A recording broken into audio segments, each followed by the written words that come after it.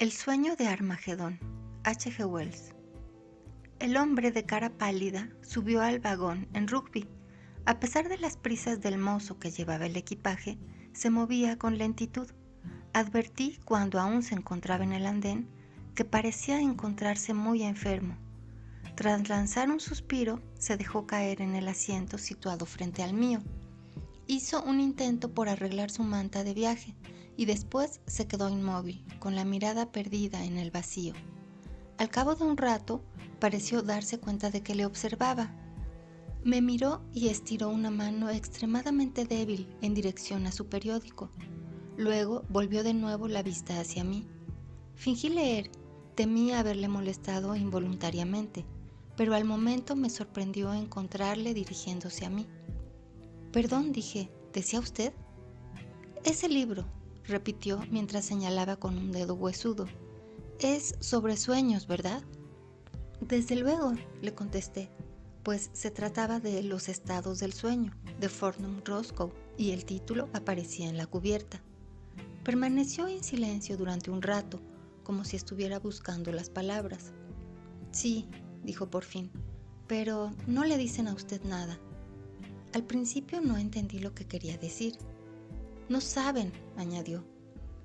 Le miré la cara con un poco más de atención. Hay sueños, dijo, y sueños. Nunca suelo discutir este tipo de enunciados. Supongo, dijo titubeando. ¿Sueña usted alguna vez? Quiero decir, añadió, algo que se le quede fuertemente grabado en la memoria. Sueño muy poco, contesté. Dudo que tenga más de 3 sueños al año que pueda recordar. Ah, exclamó, y por un momento pareció dedicarse a rememorar sus pensamientos. ¿Y a usted no se le mezclan sueños y recuerdos?, preguntó directamente. ¿No se ha encontrado alguna vez ante la duda de decir, ¿habrá ocurrido esto o no? Casi nunca, contesté. Solo de vez en cuando y apenas me dura. Supongo que lo que usted dice le pasa a muy poca gente. ¿Habla él?, dijo señalando el libro. Sí, dice que a veces ocurre, contesté, y da la explicación usual referente a la intensidad de la impresión y todo eso, para demostrar que, como regla general, no suele suceder. Supongo que usted sabrá algo de estas cosas, añadí. Un poco, contestó, fundamentalmente que todas son erróneas. Sus dedos afilados jugaron con la correa de la ventanilla durante un rato. Me dispuse a proseguir con mi lectura, lo que pareció precipitar un nuevo comentario por su parte. Se inclinó hacia mí como si fuera a tocarme y dijo: ¿No hay algo que se llama sueño consecutivo? Es decir, que se repite noche tras noche. Creo que sí, contesté. Se citan casos de este tipo en la mayoría de los tratados sobre trastornos mentales. ¿Trastornos mentales?, exclamó. Bueno, puede que lo sean. Al menos es el lugar que les corresponde. Pero a lo que me refiero, añadió mirando sus nudillos descarnados, es a si se trata siempre de un sueño. ¿Es un sueño o es algo más? ¿No podría ser algo distinto? De no haber sido por la preocupación ojerosa que mostraba su rostro, habría rechazado su monótona conversación. Aún recuerdo su mirada mortecina y sus párpados enrojecidos. Tal vez conozcáis ese tipo de mirada. No se trata solamente de un tema de conversación, dijo. Es un asunto que me está destrozando. ¿Se refiere a los sueños?, pregunté. Si usted quiere llamarlo así, repuso, noche tras noche, y de un modo tan real. Esto, dijo, señalando el paisaje que desfilaba tras la ventanilla, parece irreal en comparación. Apenas puedo recordar quién soy, a qué me dedico. Se detuvo. Incluso ahora. ¿Usted quiere decir que el sueño es siempre el mismo, no?, pregunté. Ya ha terminado, repuso. ¿Cómo? Ha muerto. ¿Muerto? Destrozado y muerto. Todo lo que había en mi sueño ha quedado muerto para siempre. Soñé que era otro hombre, que vivía en otra parte del mundo y en una época diferente. Soñé con ello noche tras noche, y noche tras noche me desperté en aquella otra vida. nuevas escenas y acontecimientos, hasta que llegó el último. ¿En el que usted murió? Eso es, en el que morí. Y a partir de entonces, no, dijo, ya nada, gracias a Dios. Aquello fue el final del sueño.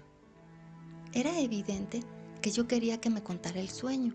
Después de todo, tenía 1 hora por delante, la luz iba disminuyendo con rapidez y Fornum Roscoe resultaba un poco aburrido. ¿Vivía usted en una época diferente?, dije. ¿Quiere eso decir en otro siglo? Sí. ¿Pasado?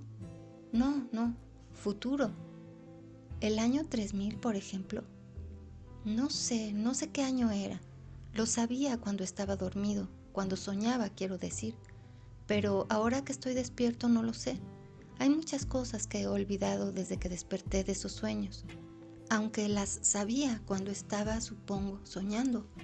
Ellos llaman al año de una forma distinta a la nuestra.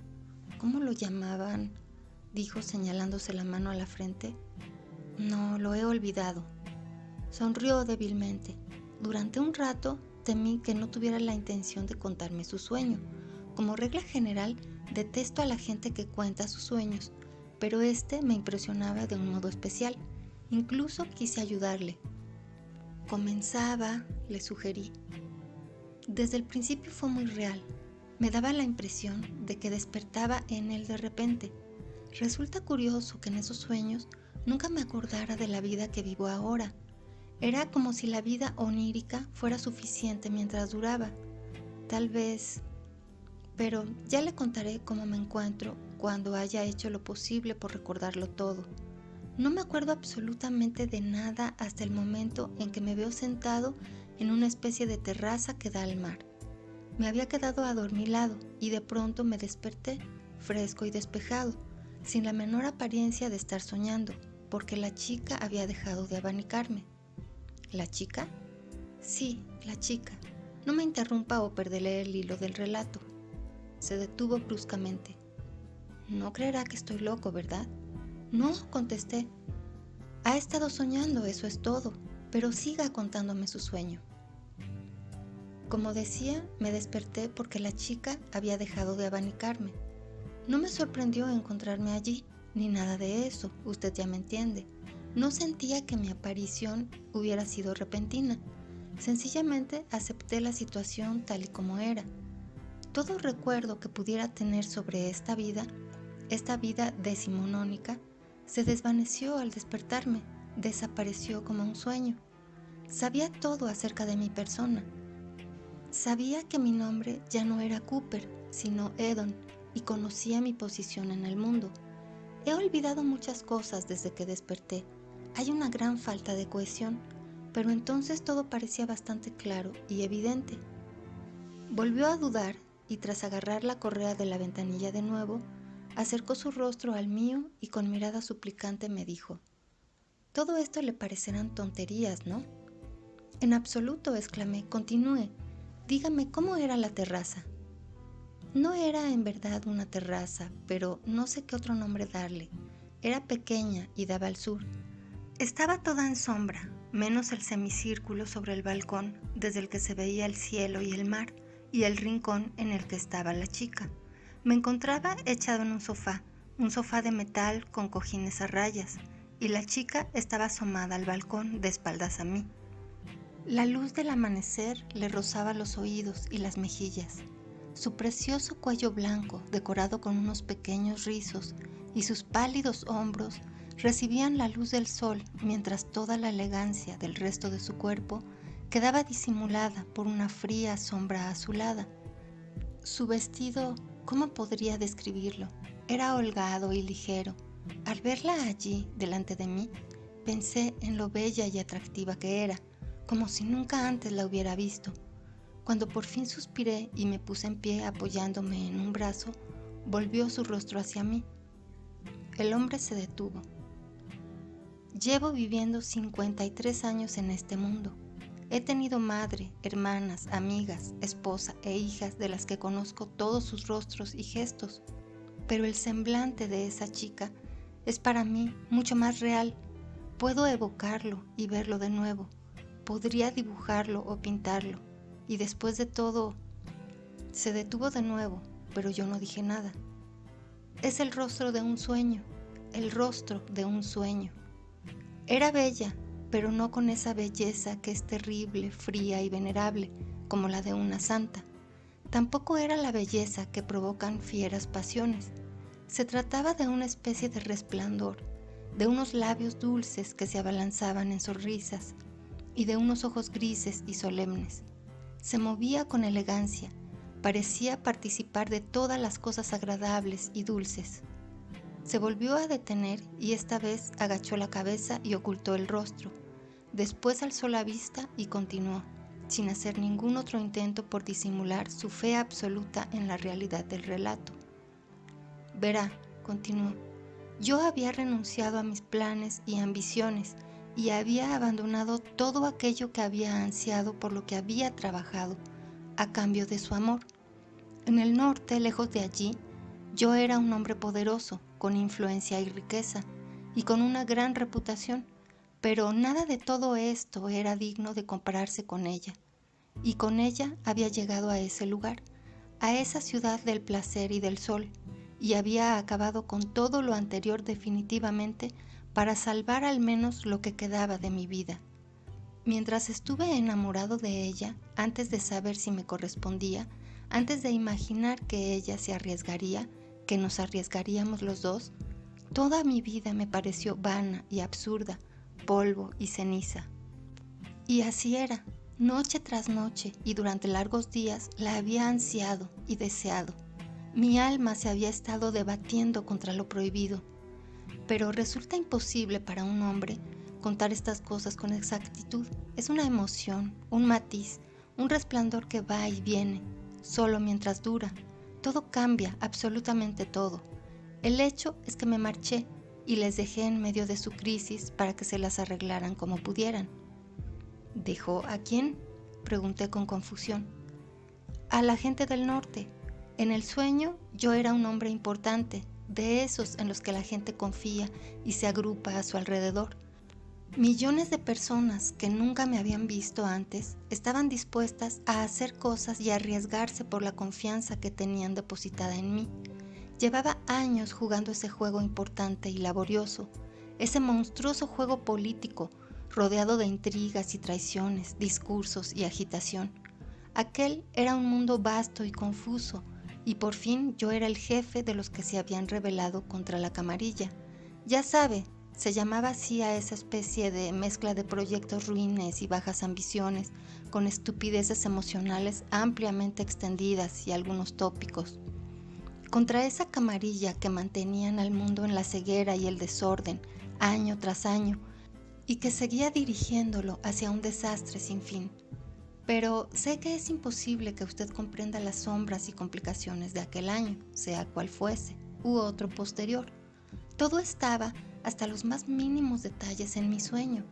Supongo que había estado soñando con aquello antes de despertarme, y el recuerdo borroso de alguna extraña innovación que yo había imaginado todavía me rondaba mientras me frotaba los ojos.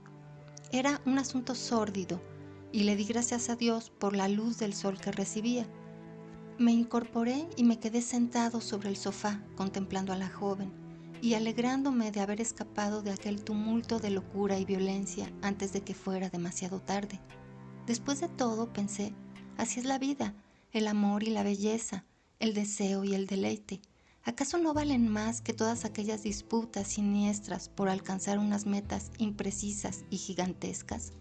Me culpaba a mí mismo por haber querido ser un líder cuando podía haber entregado mis días al amor.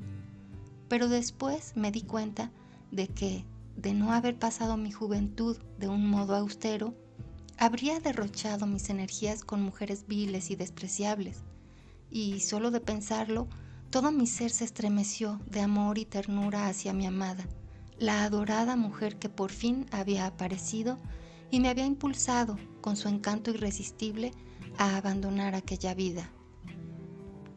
Te mereces todo, dije sin intención alguna de ser oído. Te lo mereces, querida. Te mereces orgullo, alabanza y todo lo demás. Mi amor, tenerte vale más que todo eso junto. Al oír el murmullo de mi voz, ella se volvió. «Ven», exclamó, aún puedo oír su voz.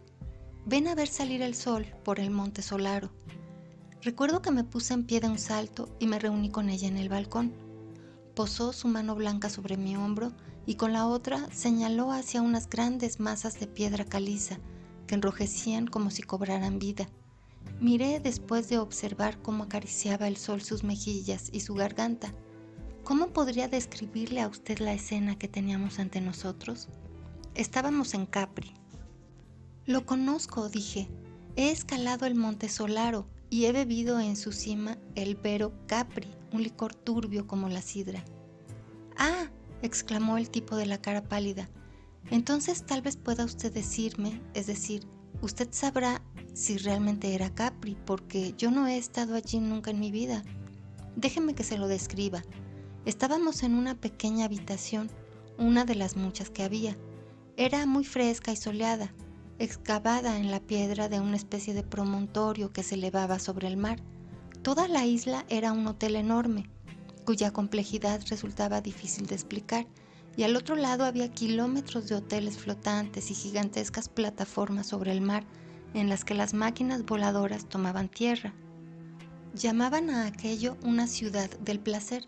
Desde luego no había nada de eso en su época, o mejor dicho, no hay nada de eso ahora, por supuesto. Bien, nuestra habitación estaba en el extremo del promontorio, de modo que podíamos mirar al este y al oeste.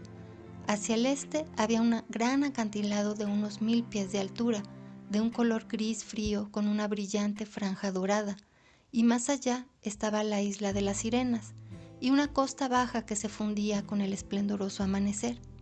Al volverse hacia el oeste se divisaban, cerca y nítida, una bahía con una playita aún en sombra, y fuera de esta se alzaba el monte Solaro, alto y rígido, con su cima rosa y dorada, como una belleza entronizada, mientras la luna blanca flotaba tras él en el cielo. Ante nuestra vista se extendía un mar multicolor, salpicado con pequeñas barcas de vela. Hacia el este, evidentemente, esas barcas eran grises y diminutas, pero hacia el oeste mostraban un color dorado brillante, casi como el de llamas encendidas, y a nuestros pies se alzaba una roca en la que se había labrado un arco que la atravesaba. El azul de las olas se convertía en verde espumoso cuando rompían contra las rocas. Un barco de remos pasó deslizándose por debajo del arco. «Conozco esas rocas», exclamé. «Casi me ahogo allí. Se llaman los Faraglioni». «Il Faraglioni, sí, así las llamó ella», contestó el hombre del semblante pálido. «Había una historia sobre eso, pero...». Volvió a llevarse la mano hacia la frente. «No», dijo, «la he olvidado». «Bueno, eso es lo primero que recuerdo, el primer sueño que tuve. Aquella habitación en sombra y la hermosura del cielo y el aire, mi amada con sus brazos relucientes y su elegante vestido, y cómo nos sentamos y charlamos quedamente. Hablábamos así no porque alguien pudiera oírnos, sino porque existía todavía tal serenidad de espíritu entre nosotros que nuestros pensamientos se asustaban un poco, creo yo, de verse por fin expresados en palabras. Por eso salían con suavidad.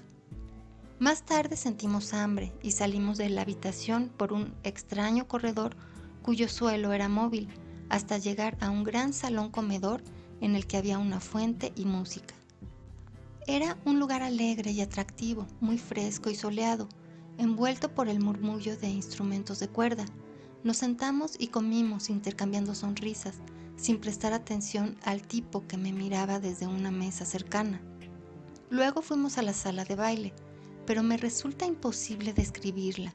El lugar era enorme, mayor que cualquier edificio que usted pueda haber visto, y a un lado estaba la vieja puerta de Capri, incrustada en el muro de una galería superior.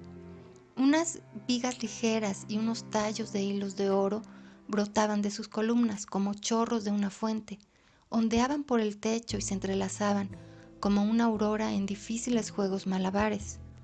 Alrededor del gran círculo reservado a los bailarines había hermosas figuras, dragones extraños y siluetas de aspecto grotesco, maravillosas e indescriptibles, que sostenían unos candelabros. El lugar estaba inundado de una luz artificial que suponía un ultraje para el día que comenzaba. Mientras avanzábamos entre la multitud, la gente se volvía a mirarnos, pues todo el mundo conocía mi nombre y mi rostro, así como mi decisión de abandonar orgullo y disputas para ir a aquel lugar. Y también miraban a la dama que me acompañaba, aunque se desconocía o falseaba el relato de cómo había llegado a mi lado. Yo era consciente de que algunos de los hombres que allí se encontraban, a pesar de la vergüenza y deshonor que habían caído sobre mi nombre, me consideraban un hombre feliz.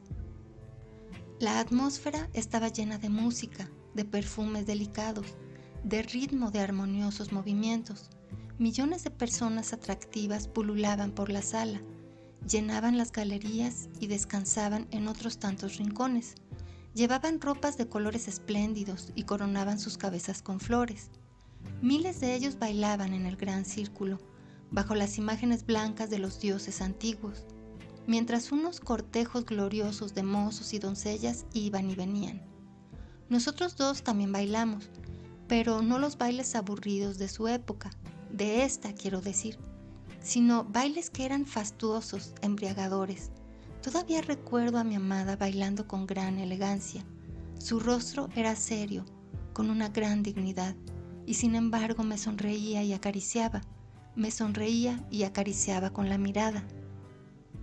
La música era distinta, murmuró. No sé cómo describirla, pero era infinitamente más rica y variada que cualquier otra música que haya escuchado despierto. Después, una vez que dejamos de bailar, un hombre se acercó a hablarme. Era un individuo delgado, con aspecto decidido y vestido de un modo demasiado sobrio para un lugar como aquel. Me había fijado en él mientras me observaba en el salón y había evitado su mirada cuando pasamos por el comedor. Pero ahora que nos habíamos sentado en un rincón y sonreíamos con placer a todos los que iban de un lado para otro sobre aquel suelo reluciente, el tipo se acercó, me dio en el hombro y se dirigió a mí de tal modo que no me quedó otro remedio que escucharle. Me preguntó si podía hablarme un momento a solas. No, le dije, no tengo secretos para esta dama. ¿Qué quiere usted decirme? Añadió que era un asunto trivial o por lo menos algo aburrido para los ojos de una señora.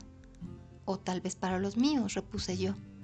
El hombre echó una mirada a mi amada, como si quisiera recurrir a ella.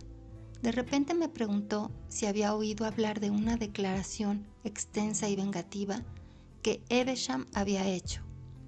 El tal Evesham siempre había sido mi hombre de confianza en la jefatura de aquel gran partido del norte.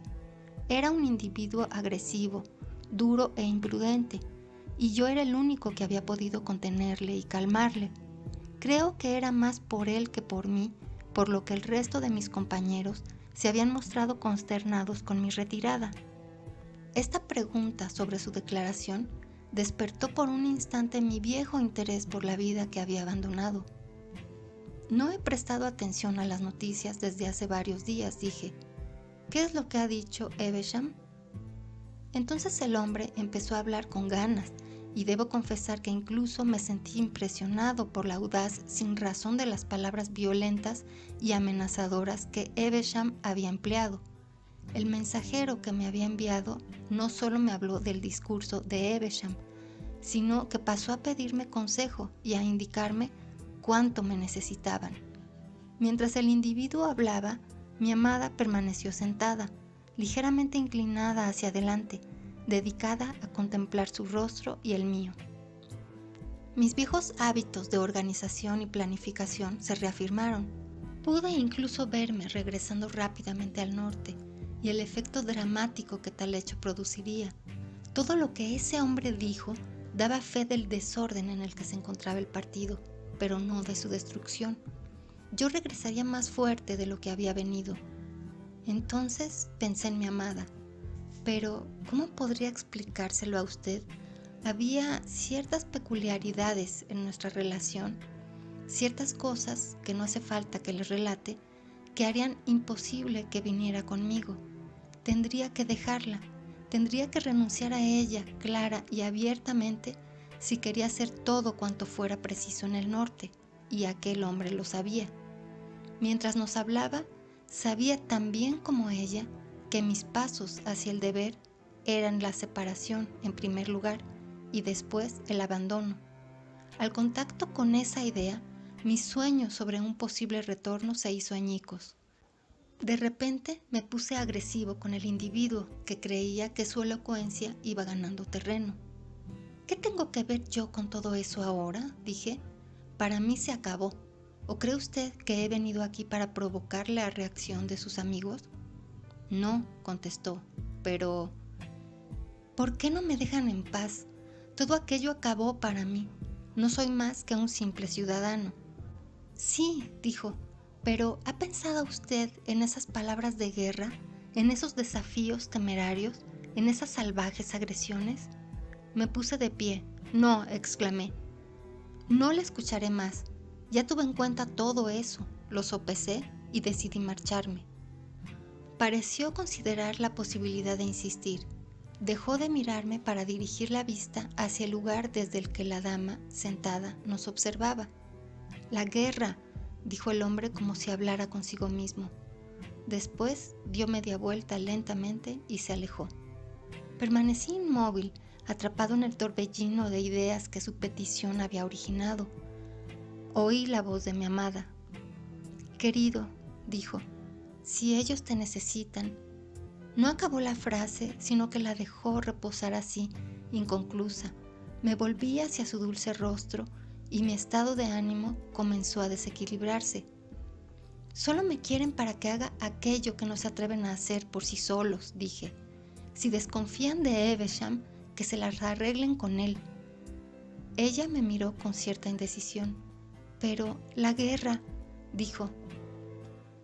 Vi en su semblante una duda que ya había visto anteriormente, una duda sobre ella misma y sobre mí, la primera sombra de la revelación que, considerada a fondo y con firmeza, debía separarnos para siempre. Pero mi espíritu estaba más formado que el suyo y podía hacerle creer esto o aquello. Querida, le dije, no debes preocuparte por esas cosas. No habrá guerra en serio. La época de las guerras ya pasó. Confía en mí para entender la justicia de esta causa. No tienen ningún derecho sobre mí, querida, ni ellos ni nadie. Soy libre de escoger mi vida, y esta es la que he escogido. Pero la guerra, repuso de nuevo. Me senté a su lado, la rodeé con mi brazo y le cogí la mano. Me propuse acabar con esa duda y me dediqué a llenar de nuevo su espíritu de cosas agradables. Le mentí. Y al hacerlo me mentí a mí mismo. Ella estaba totalmente dispuesta a creerme, totalmente dispuesta a olvidar. En poco tiempo la preocupación había desaparecido y nos dirigimos rápidamente a la grota de Bobo Marino, donde solíamos tomar un baño todos los días. Nadamos y nos salpicamos con agua mutuamente. En aquella agua reconfortante creí convertirme en algo más ligero y fuerte que un hombre. Al final salimos del agua chorreando y corrimos alegremente por las rocas. Después me puse un traje de baño seco y nos sentamos a tomar el sol. Descansé mi cabeza sobre sus rodillas y mientras ella acariciaba suavemente mi cabello, me quedé dormido. De pronto, como si saltara la cuerda de un violín, me desperté en mi propia cama en Liverpool, en la vida real. No podía creer que todos esos momentos tan vívidos habían sido únicamente la materia de un sueño. A decir verdad, no podía creer que aquello solo fuera un sueño, porque la realidad de lo que en él había era patente. Me bañé y me vestí como de costumbre, y mientras me afeitaba me pregunté por qué tenía que ser yo, de todos los hombres, el que abandonara a la mujer amada y volviera a dedicarse a la política caprichosa en el arduo y agitado norte. Incluso, ¿qué me importaba si Evesham obligaba al mundo a comenzar una nueva guerra? Yo era un hombre, un corazón humano. ¿Por qué iba yo a sentir la responsabilidad de un Dios debido al cariz que tomaran los acontecimientos en el mundo? Esa no suele ser mi forma de considerar las cosas, cuando éstas son reales. Soy abogado, ¿sabe usted? Y como tal, tengo mi propio punto de vista. La visión era tan real, tan completamente distinta a un sueño, entiéndame, que seguí recordando detalles sin importancia durante mucho tiempo.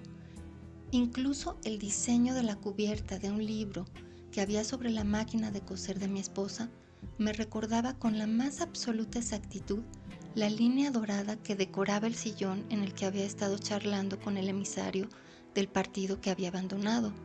¿Ha conocido usted alguna vez un sueño con tal naturaleza como esa? ¿Como cuál? Como la que le permite recordar pequeños detalles que había olvidado. Me detuve a pensar. Nunca antes había reparado en esa cuestión, pero llevaba razón. Jamás contesté. Eso parece que no tiene nada que ver con los sueños. Cierto, contestó. Pero eso es precisamente lo que me ocurrió.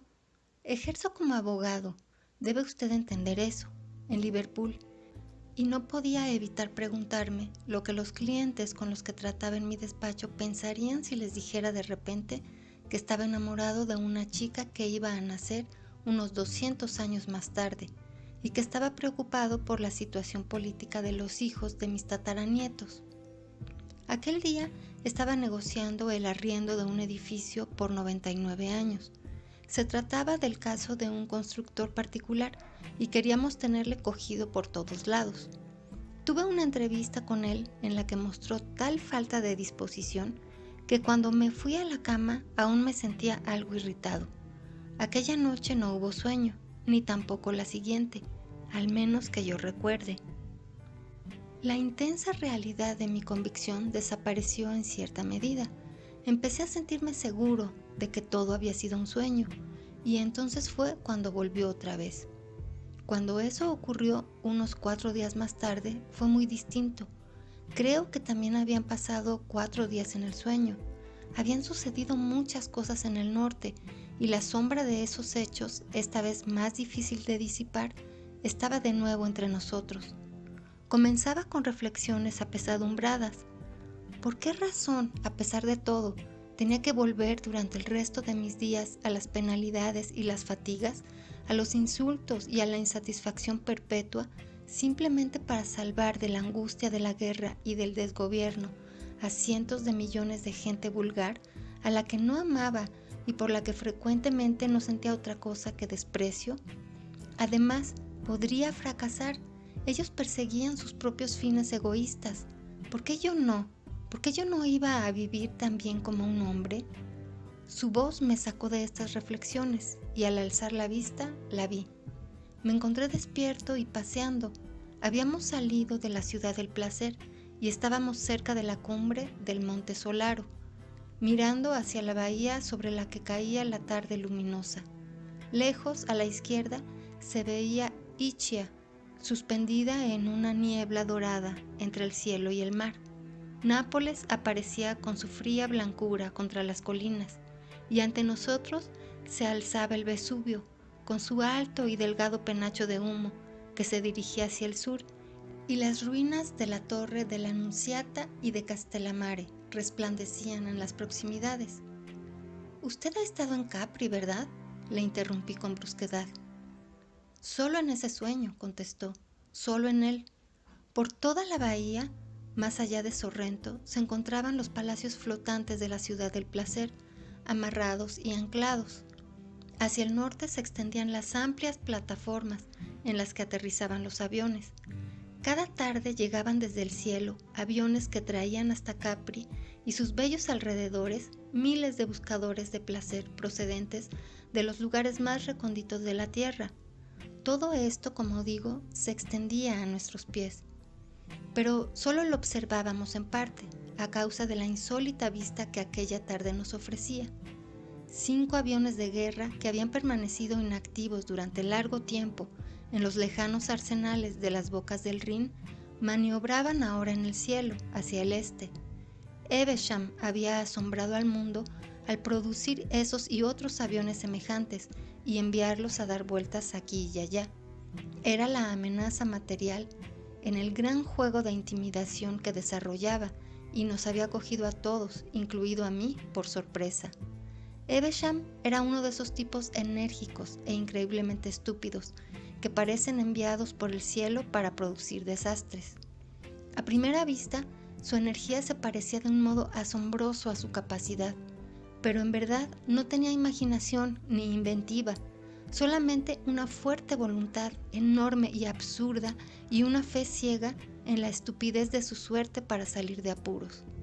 Recuerdo cómo contemplamos desde el promontorio los giros de la escuadrilla y cómo comprendí el significado completo de tal visión y el cariz que iban a tomar los acontecimientos. Aún entonces no era demasiado tarde. Podría haber regresado y salvado al mundo. Sabía que la gente del norte me seguiría con tal de que respetara sus normas morales. El este y el sur confiarían en mí como en ningún otro hombre del norte. No tenía más que decírselo a ella y me dejaría marchar, y no porque no me quisiera. Pero yo no quería irme. Mi deseo era totalmente opuesto a esa idea. Me había deshecho hacía tan poco tiempo del espíritu de responsabilidad, había renegado del sentimiento del deber y la evidente claridad de lo que debía hacer no tenía ninguna influencia sobre mi voluntad. Mi único deseo era vivir, gozar de los placeres y hacer feliz a mi amada. Pero aunque el sentimiento de grandes deberes relegados no tenía fuerza alguna para arrastrarme, me convirtió en una persona silenciosa y preocupada. Despojó a los días que había vivido de la mitad de su encanto y me hundió en sombrías meditaciones en el silencio de la noche. Mientras contemplaba los aeroplanos de Evesham, pájaros de mal agüero, ir de un lado a otro, ella permanecía a mi lado, observándome y captando la situación con claridad. Sus ojos examinaban mi rostro y su expresión ensombrecía de perplejidad. Sus facciones mostraban un tono grisáceo porque el sol poniente se estaba ocultando en el horizonte. No era culpa de ella que yo me encontrara a su lado. Me había pedido que la abandonara y por la noche me lo repitió con lágrimas en los ojos. Por fin el sentimiento de su presencia me sacó de mi estado. Me volví hacia ella con rapidez y la desafié a bajar corriendo por la montaña. No, dijo, como si aquello chocara con su serenidad, pero estaba decidido a acabar con esa formalidad y la hice correr, pues nadie que esté sin aliento puede sentirse triste y melancólico. Dio un traspiés, la agarré por la cintura y así descendimos, pasando por delante de dos individuos que se volvieron a mirarnos sorprendidos por mi comportamiento. Debieron reconocerme. Cuando habíamos recorrido la mitad del trayecto, oímos un ruido metálico en el aire y nos detuvimos. Poco después, sobre la cima de la colina, aparecieron esos pájaros de guerra volando uno detrás de otro. El hombre pareció dudar al borde de la descripción. ¿Cómo eran?, le pregunté. Nunca habían entrado en combate, contestó. Eran igual que nuestros actuales acorazados. Nunca habían combatido. Nadie sabía de lo que eran capaces, si los tripulaban hombres exaltados. Incluso poca gente se preocupaba en imaginarlo. Eran grandes máquinas pilotadas con forma de punta de lanza, pero con una hélice en el lugar en que debía ir la empuñadura. ¿Eran de acero? No. ¿De aluminio? No, nada de eso. Eran de una aleación muy corriente, tan corriente como ahora es el bronce, por ejemplo. Se llamaba... dijo mientras apretaba la frente con los dedos de una mano. Se me está olvidando todo, añadió. ¿Y llevaban armas? Cañones pequeños que lanzaban proyectiles de gran fuerza explosiva. Disparaban hacia atrás por la base, como si dijéramos que se cargaban por delante. Esa era la teoría, pues nunca habían entrado en combate. Nadie podía decir lo que ocurriría. Mientras tanto, supongo que era muy agradable revolotear por el aire como una bandada de golondrinas ligeras y veloces. Creo que los pilotos evitaban pensar demasiado en cómo sería un verdadero ataque. Esas máquinas de guerra no eran más que unos de los innumerables aparatos que habían sido inventados y habían caído en desuso durante el largo periodo de paz. Había montones de esos artilugios con gente dedicada a sacarlos a la luz y ponerlos a punto. Máquinas infernales y estúpidas, máquinas que nunca habían sido probadas, motores grandes, explosivos terribles, cañones enormes. Usted ya conoce el necio sistema de sus individuos ingeniosos que construyen estas máquinas. Las producen como los castores hacen sus diques, sin tener en cuenta los ríos que van a desviar, ni las tierras que van a inundar. Durante el crepúsculo, mientras bajábamos por la sinuosa senda hasta nuestro hotel, lo preví todo. Vi con qué claridad e inevitabilidad los acontecimientos en las manos estúpidas y violentas de Evesham conducían a la guerra, y me imaginé lo que ésta iba a hacer en las nuevas condiciones. Incluso entonces, aunque sabía que el final de mi oportunidad se estaba acercando, no encontré ningún deseo de volver. Suspiró. Esa fue mi última posibilidad. No entramos en la ciudad hasta que el cielo estaba lleno de estrellas. Paseamos por la terraza de un lado para otro y ella me aconsejó que regresara. Amor mío, me dijo mirándome con su dulce rostro, esto es la muerte. La vida que llevas conduce a la muerte. Vuelve con ellos, vuelve a tus obligaciones. Comenzó a llorar mientras entre sollozos y agarrada a mi brazo decía, vuelve, vuelve. De repente enmudeció y al mirarle a la cara descubrí en un instante lo que había pensado hacer. Fue uno de esos momentos en los que uno ve. No, exclamé. ¿No? Preguntó sorprendida y creo que algo asustada por la respuesta a su pensamiento. Nada me hará volver, dije, nada. He escogido, cariño. He hecho mi elección y el mundo debe seguir su curso. Pase lo que pase, viviré mi vida, viviré para ti. Nada me apartará de mi camino, nada, mi amor, aunque murieras, aunque murieras. Sí, murmuró. Entonces yo también moriría. Y antes de que pudiera contestar, comencé a hablar con elocuencia, como yo sabía hacerlo en aquella vida, para exaltar al amor y hacer que la vida que estábamos viviendo tuviera un aspecto heroico y glorioso, y que la que yo abandonaba apareciera como algo tan innoble y tan tremendamente difícil que desdeñarla era lo mejor. Utilicé toda mi imaginación para conseguir esa sensación de atractivo, con el fin de convencer no solo a ella, sino también a mí. Charlamos y ella se me acercó más, indecisa, entre lo que consideraba noble y lo que sabía dulce. Finalmente, hablé en tono sublime, presentando todo el tremendo desastre del universo como un escenario glorioso para nuestro amor inigualable, y nuestras dos pobres almas ingenuas se pavonearon por fin, envueltas, o mejor dicho, embriagadas en aquel delirio espléndido y glorioso bajo las estrellas inmóviles. Y así pasó mi oportunidad. Fue la última. Mientras paseábamos de acá para allá, los líderes aunaron sus propósitos y la calurosa contestación que acabaría con las bravatas de Evesham para siempre tomaba forma y aguardaba. Por toda Asia, por el océano y por el sur, el aire y los cables telegráficos vibraban con llamadas a prepararse. Ningún ser vivo sabía lo que era la guerra. Nadie podía imaginar qué horrores podrían traer todos aquellos nuevos inventos. Creo que la mayoría pensaba aún que era un asunto de uniformes brillantes y cargas ruidosas, con triunfos, banderas y bandas de música, en una época en que la mitad de la humanidad conseguía sus recursos alimenticios en regiones que distaban decenas de miles de kilómetros. El hombre del semblante pálido hizo una pausa. Le miré y observé que su mirada se había quedado absorta en el suelo del vagón. Por la ventanilla pasaron una pequeña estación, una serie de vagones de mercancías, una garita de señales y la parte trasera de una casita de campo. Un puente resonó estrepitosamente, devolviendo en el eco el estruendo del tren. Después de aquello, dijo, volví a soñar a menudo. Aquel sueño fue mi vida durante las noches de 3 semanas.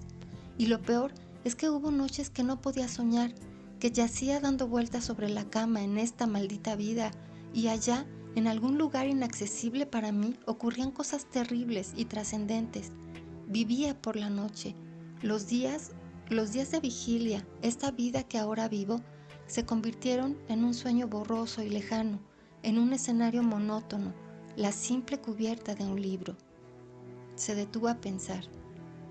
Podría contarle todo, relatarle hasta el último detalle del sueño, Pero no podría hacer lo mismo con lo que pasaba durante el día, no lo recuerdo. Mi memoria de esos hechos ha desaparecido. Las cosas de la vida se me escapan. Se inclinó hacia adelante y se frotó los ojos. Permaneció en silencio durante largo rato. ¿Y después?, pregunté. La guerra estalló como un huracán. Se quedó abstraído, como si contemplara cosas indescriptibles. ¿Y entonces?, insistí. Un toque de irrealidad, dijo en voz baja como si hablara consigo mismo. Y habrían sido pesadillas. Pero no, no lo eran. Guardó silencio durante tanto tiempo que me dio la impresión de que iba a quedarme sin el resto del relato, pero entonces retomó el discurso en el mismo tono de íntima interpelación. ¿Qué otra cosa podía hacer sino huir? Había pensado que la guerra no llegaría hasta Capri. Me había parecido que Capri quedaba fuera, como si hubiera sido la antítesis de todo aquello. Pero 2 noches después toda la isla gritaba y vociferaba. Casi todas las mujeres y algún que otro hombre llevaban una insignia, la de Evesham, y ya no había música sino un discordante canto de guerra que se repetía una y otra vez, mientras por todas partes los hombres se alistaban y hacían instrucciones en los salones de baile. Todo el lugar hervía de rumores. Se repetía incesantemente que la guerra había comenzado. No era lo que yo esperaba. Había conocido tan poco la vida placentera que no había contado con la violencia de los amateurs. Por lo que a mí se refería, me encontraba fuera de todo aquello. Era un hombre que podía haber evitado la explosión de un polvorín, pero ese momento había pasado, ya no era nadie. El mozalbete más insignificante con una insignia era más importante que yo. La multitud nos daba empujones y vociferaba en nuestros oídos. El maldito canto guerrero resultaba ensordecedor. Una mujer increpó a mi amada porque no llevaba insignia, e injuriados y ofendidos, regresamos a nuestras habitaciones. Mi amada pálida y callada, yo temblando de rabia. Estaba tan furioso que habría discutido con ella si hubiera encontrado una sombra de acusación en sus ojos. Todo mi esplendor había desaparecido. Me paseé por nuestra rocosa habitación de arriba abajo, mientras en el exterior el mar se oscurecía y hacia el sur una luz aparecía y desaparecía una y otra vez. Debemos salir de aquí, repetía sin cesar. He hecho mi elección y no quiero saber nada de estos problemas. No tomaré parte en esta guerra. Hemos puesto nuestras vidas al margen de todo esto. Este no es refugio para nosotros, vámonos. Al día siguiente huíamos de la guerra que invadía el mundo. Y todo lo demás fue huir y huir, musitó en tono triste. ¿Cuánto tiempo duró eso? No contestó. ¿Cuántos días? Su rostro estaba cansado y pálido, y tenía las manos crispadas. No prestó atención alguna a mi curiosidad. Intenté hacerle volver al relato con preguntas. ¿Dónde fue? ¿Cuándo? ¿Cuándo abandonó Capri? Al sudoeste, dijo, mirándome por un breve instante. Nos fuimos en una barca. Yo habría pensado en un aeroplano. Todos estaban incautados. No le hice más preguntas. Después me pareció que iba a comenzar de nuevo.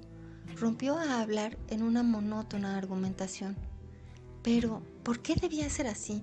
Si verdaderamente toda esa carnicería, toda esa tensión es realmente la vida, ¿por qué tenemos ese deseo de placer y belleza? Si no existe refugio alguno, si no hay ningún lugar de paz, y si todos nuestros sueños sobre rincones tranquilos son una locura y un engaño, ¿por qué los tenemos?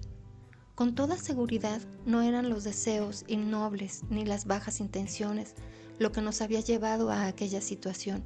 Era el amor lo que nos había aislado.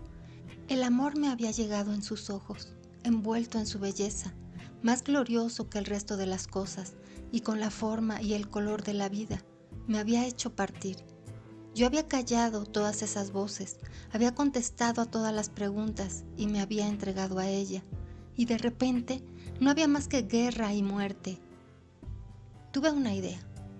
Después de todo, dije, podía haber sido solo un sueño. ¿Un sueño?, exclamó de un modo colérico.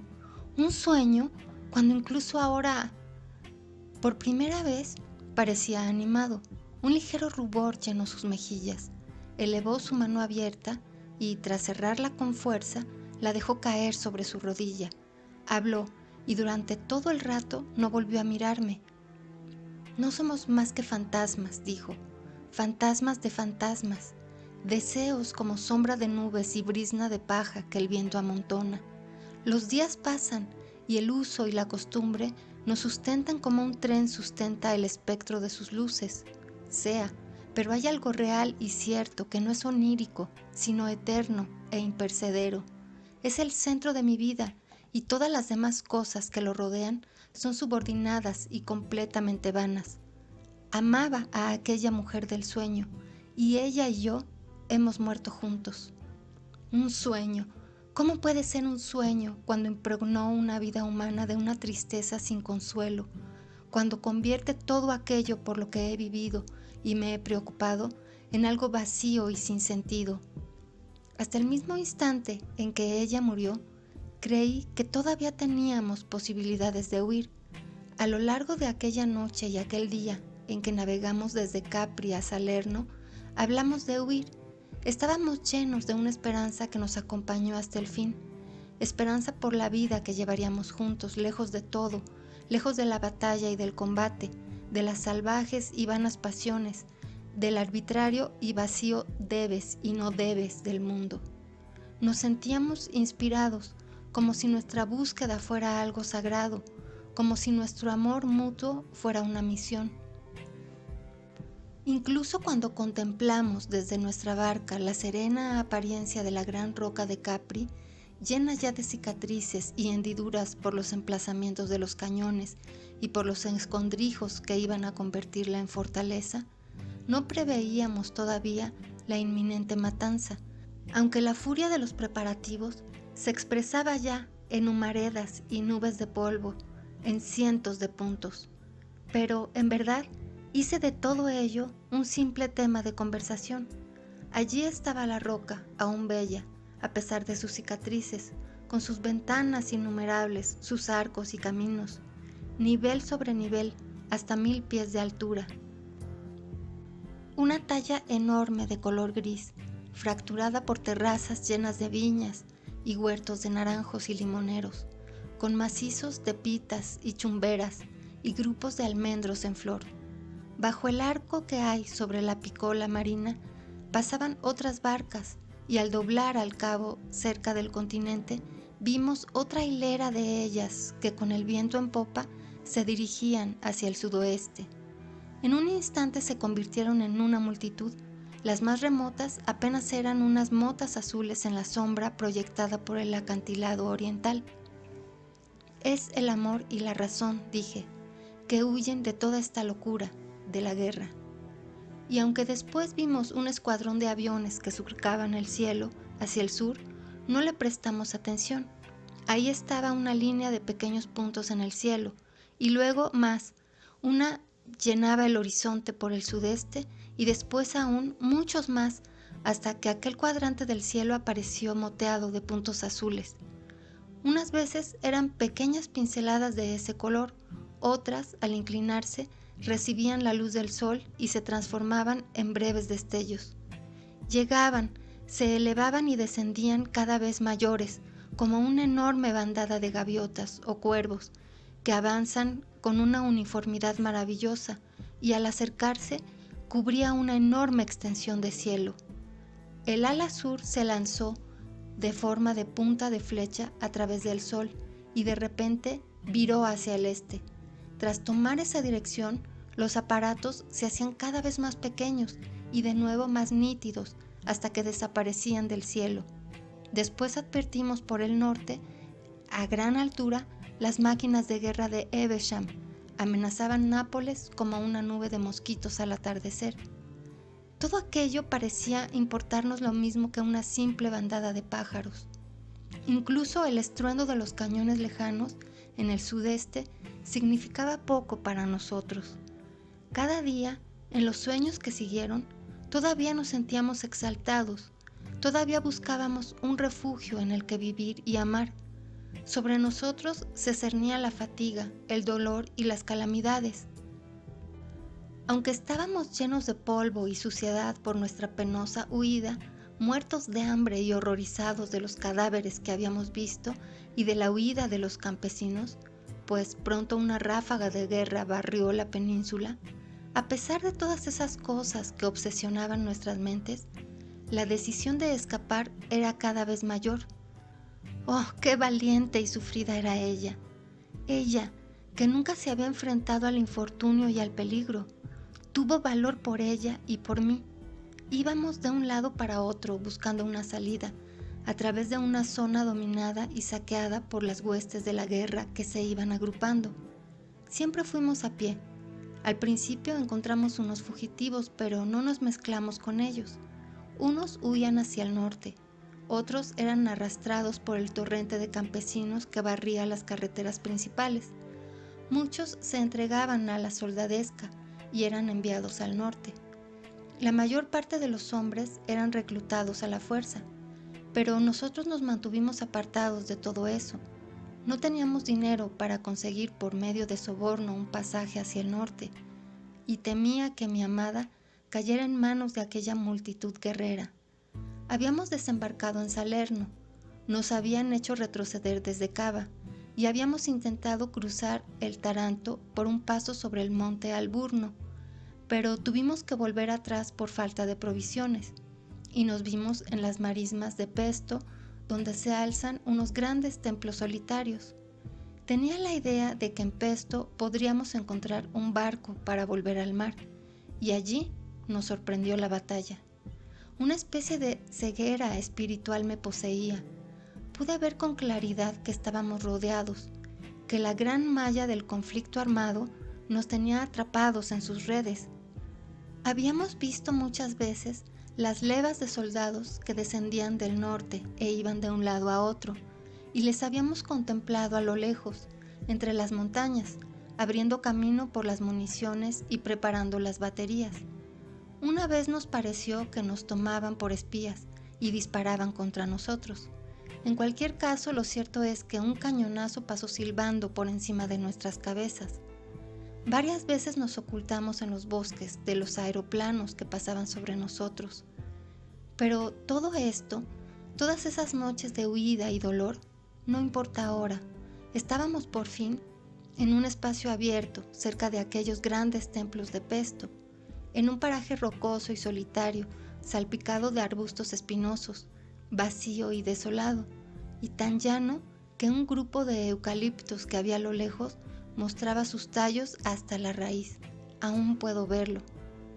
Mi amada se había sentado bajo un arbolito para descansar un rato, porque estaba agotada y era débil, y yo me encontraba de pie, intentando calcular la distancia a la que estaban los proyectiles que iban y venían. Los contendientes combatían muy separados unos de otros, con aquellas terribles armas modernas que nunca antes habían sido utilizadas, cañones que llegaban más allá de donde alcanzaba la vista y aeroplanos que lo que podían hacer nadie sabría predecirlo. Sabía que estábamos entre los dos ejércitos y que estos se iban aproximando. Comprendí que nos encontrábamos en peligro y que no nos podíamos detener allí a descansar. Aunque todo esto estaba en mi mente, quedaba en segundo plano. Me parecían cosas que no nos incumbían. Pensaba en mi amada principalmente y me invadía una pena angustiosa. Por primera vez se había declarado vencida y había comenzado a sollozar. Pude oír su llanto a mis espaldas, pero no quise volverme porque sabía que tenía necesidad de llorar y se había contenido durante mucho tiempo por mí. Estaba bien, pensé, que llorara y se desahogara. Luego continuaríamos nuestra penosa huida, porque no tenía la menor idea de lo que nos amenazaba. Aún puedo verla allí, con su hermoso cabello sobre los hombros. Aún puedo advertir los profundos hoyuelos de sus mejillas. Si nos hubiéramos separado, dijo. Si te hubieras dejado marchar. No, repliqué. Ni siquiera ahora me arrepiento. Nunca me arrepentiré. Hice mi elección y la mantendré hasta el fin. Y entonces, Algo relampagueó sobre nuestras cabezas y estalló. Oí que las balas resonaban a nuestro alrededor como si nos hubieran arrojado un puñado de guisantes. Desconchaban las piedras a nuestro alrededor, arrancaban fragmentos de ladrillos y pasaban. Se llevó la mano a la boca y humedeció los labios. Al ver el destello, yo me había vuelto. Ella se puso en pie y dio un paso hacia mí, como si quisiese acercarse. Una bala le había alcanzado el corazón. Se detuvo y me miró fijamente. Sentí aquella incapacidad estúpida que siente un inglés en ocasiones semejantes. Le miré a los ojos por un instante y después volví la vista hacia la ventanilla. Nos mantuvimos en silencio durante largo rato. Cuando al fin volví a mirarle, estaba sentado de nuevo en su asiento, con los brazos cruzados y se mordía los nudillos. De repente se mordió una uña y la miró. La llevé hacia los templos, dijo, en brazos. Añadió como si aquello importara. No sé por qué. Eran como una especie de santuario. Habían durado tanto tiempo, supongo. Debió de morir casi en el acto, pero yo le fui hablando durante todo el rato. De nuevo el silencio. Conozco esos templos, dije con brusquedad. Verdaderamente me había hecho recordar con claridad aquellas arcadas tranquilas y soleadas de gastada piedra arenisca. Fue en el oscuro, en el grande y oscuro. Me senté en una columna caída con mi amada en brazos. Después del primer balbuceo me quedé en silencio. Al rato las lagartijas salieron y volvieron a corretear como si nada extraño hubiera ocurrido, como si nada hubiera cambiado. Reinaba una quietud espantosa. El sol estaba en lo alto y las sombras no se movían. Hasta las sombras de las hierbas sobre los entablamentos estaban inmóviles, a pesar del estruendo y las detonaciones que surcaban el aire. Creo recordar que los aviones subían desde el sur y que la batalla se trasladó hacia el oeste. Un aeroplano fue alcanzado, dio una vuelta y cayó, lo recuerdo, aunque no me interesó en lo más mínimo. No parecía tener importancia, era como una gaviota herida, ya sabe, con su aleteo momentáneo sobre el agua. Pude verlo caer, un objeto negro sobre el azul brillante del agua, desde un lateral del templo. 3 o 4 proyectiles estallaron en la playa, y luego todo cesó. Cada vez que ocurría, las lagartijas huían y se escondían bajo las piedras durante un rato. Ese fue todo el daño, exceptuando una bala perdida que desgarró una piedra cercana, dejando una superficie pura y brillante. Mientras las sombras caían, la quietud parecía mayor. Lo curioso, señaló con el tono de quien mantiene una conversación trivial, es que no pensaba en absoluto. Me senté entre las piedras, con ella en mis brazos, paralizado, en una especie de letargo. Y no recuerdo haber despertado, no recuerdo haberme vestido ese día. Sé que me encontré en mi despacho, con todas las cartas abiertas delante de mí, y recuerdo cómo me impresionó lo absurdo de mi estancia allí, puesto que en realidad yo estaba sentado, aturdido en aquel templo de Pesto, con una mujer muerta en mis brazos. Leí las cartas mecánicamente, he olvidado de qué se trataban. Se detuvo y hubo un largo silencio. De repente me di cuenta de que íbamos bajando la pendiente de Chalk Farm. Me asombré del paso del tiempo.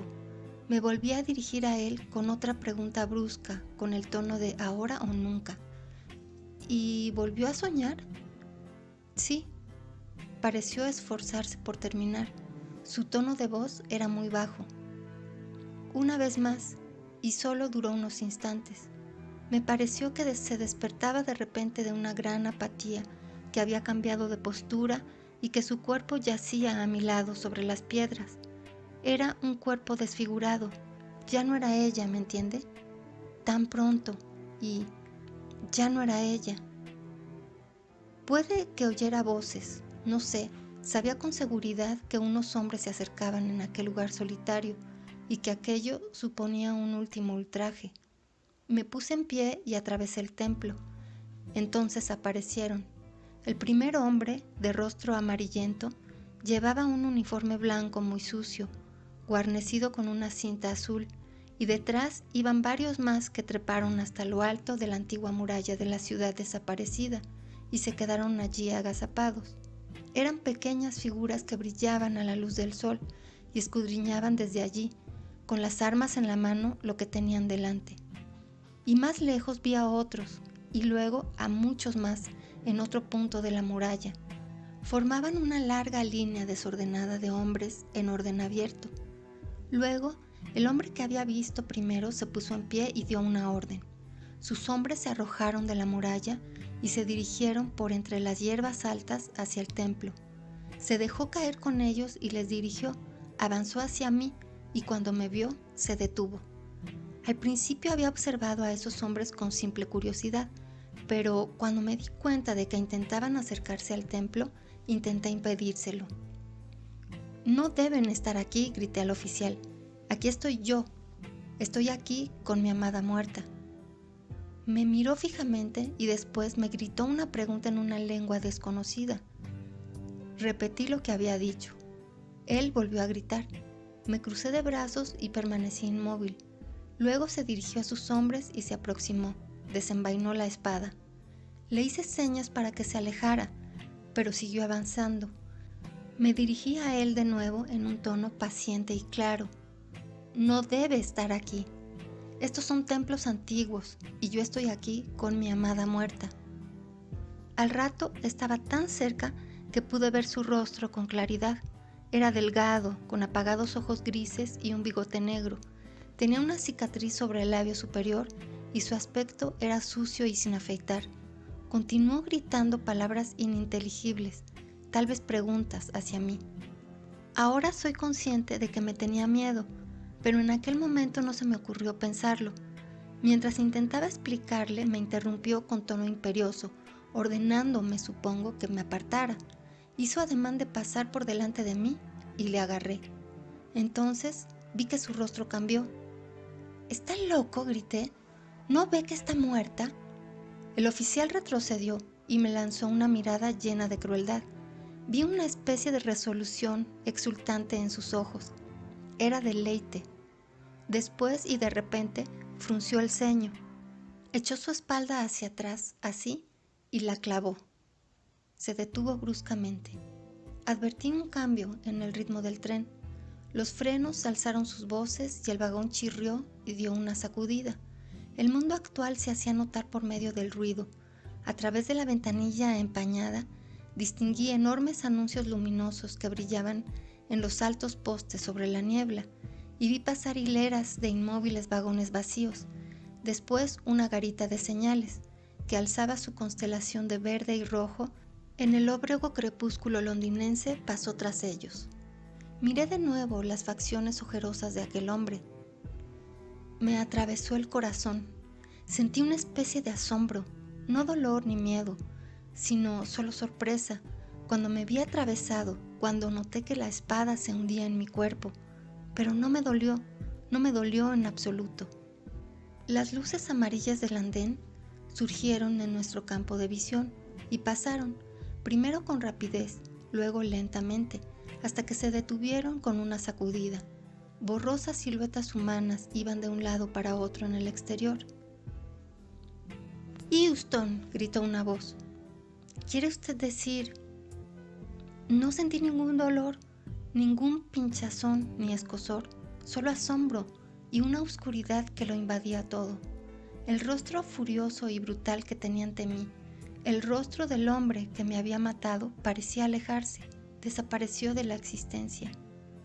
«¡Houston!», clamaban las voces en el exterior. «¡Houston!». La portezuela del vagón se abrió dando paso a una oleada de ruido y un mozo apareció entre nosotros. Los golpes de las puertas al cerrarse, el ruido de los cascos de los carruajes y tras ellos el lejano y confuso rumor de los adoquines londinenses llegaron hasta mis oídos. Bultos y farolas encendidas resplandecían a lo largo del andén. Una oscuridad, un torrente de oscuridad que se abrió, se extendió y borró todas las cosas. «¿Equipaje, señor?», dijo el mozo. ¿Y ese fue el final?», pregunté. Pareció dudar. Después, en un tono casi inaudible, contestó: no. ¿Cómo? No pude llegar hasta ella. Estaba allí, al otro lado del templo. Y entonces, insistí. Entonces, pesadillas, exclamó.